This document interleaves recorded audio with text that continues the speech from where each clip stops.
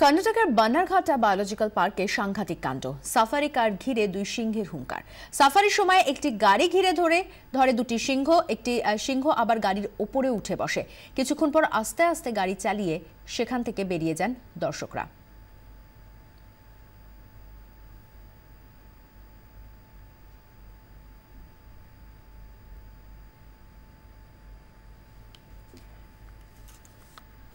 সেই ছবি দেখতে পাচ্ছেন ২৪ ঘন্টার পর্দায়।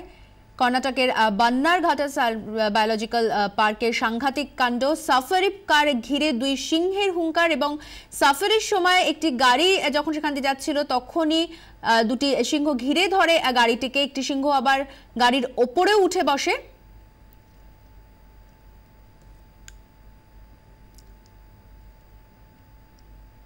কার্যত গাড়ির ওপর চড়ে বসে একটি সিংহ এবং এর কিছুক্ষণ পর আস্তে আস্তে গাড়ি চালিয়ে সেখান থেকে বেরিয়ে যান দর্শকরা।